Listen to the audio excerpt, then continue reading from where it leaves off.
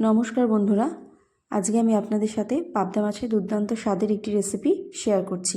আজকের রেসিপিটি হলো রসুন পাবদা। রসুন পাবদা বানানোর জন্য দেখুন আমি কয়েকটি পাবদা মাছ নিয়ে নিয়েছি। এবার এর মধ্যে দিয়ে দিচ্ছি স্বাদমতো নুন, হলুদ গুঁড়ো আর দিয়ে দেব 1 চামচ সর্ষের তেল। সর্ষের তেলটা এখানে দিচ্ছি যে কড়াইতে দেওয়ার পর পাবদা মাছ যেহেতু ছিটকোয়, সেই জন্য এই সর্ষের তেলটা মাখিয়ে নিলে কিন্তু আর ছিটকাবে না। এবার আমি কড়াইতে তেল গরম করে নিয়েছি।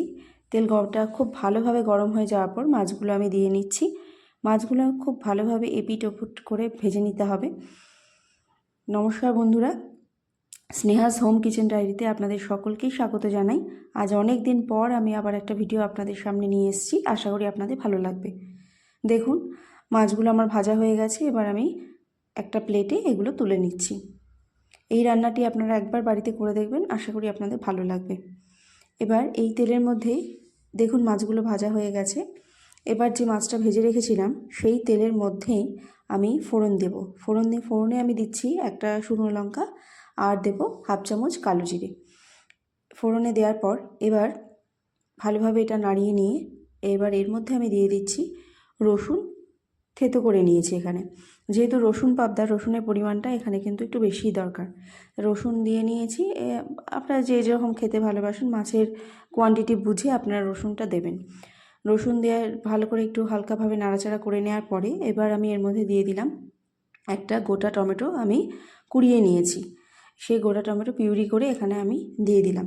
টমেটোর সাথে রসুনটা খুব ভালোভাবে মেশানোর পর এর মধ্যে আমি দিয়ে দিলাম স্বাদমতো নুন, হলুদ গুঁড়ো আর দিয়ে দিচ্ছি কাশ্মীরি লঙ্কা গুঁড়ো আর দিচ্ছি এখানে জিরে গুঁড়ো।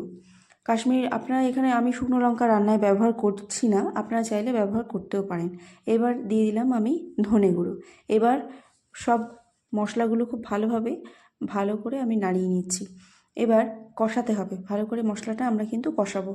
কষানোর পরে আমি কষাতে এর মধ্যে দিয়ে দিচ্ছি চেরা 2টো কাঁচা লঙ্কা দিচ্ছি। আপনারা ঝালটা যেহেতু কম খাই ওই জন্য 2টো দিলাম, আপনারা চাইলে আপনাদের স্বাদ অনুযায়ী যে যেরকম ঝাল খান সেরকম দেবেন।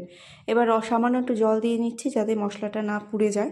আবারও ভালোভাবে সব কিছু মশলা নাড়িয়ে নিলাম। আমার মশলা কষে গেছে। এবার এর মধ্যে আমি পরিমাণ মতো জল দিচ্ছি। এবার দেওয়ার পরে জলটাও ভালো করে এর সাথে মিশিয়ে নিলাম। দেওয়ার পর এবার দেখুন ঝোলটা ফুটে গেছে। এবার এর মধ্যে আমি ভাজা পাবদা মাছগুলো দিয়ে দিচ্ছি। দেওয়ার পর এবার এটা আমি সব মাছগুলো দিয়ে দিলাম। দিয়ে দেওয়ার পর এবার ভালোভাবে এটা একটুখানি রান্না করে নিচ্ছি। হয়ে গেছে দেখুন, এবার মাছগুলো খুব ভালো সেদ্ধ হয়ে গেছে। ওপর থেকে আমি ধনেপাতা কুচি দিয়ে নিলাম। তৈরি হয়ে গেল রসুন পাবদা। খুব সহজে অল্প উপকরণেই এই রান্নাটি হয়ে যায়। আপনারা গরম ভাতের সাথে এই রান্নাটি একবার করে দেখবেন, দুর্দান্ত লাগে। রেসিপিটি ভালো লাগলে পাশে লাইক এবং কমেন্ট করবেন, সাবস্ক্রাইব করে আমার পাশে থাকবেন।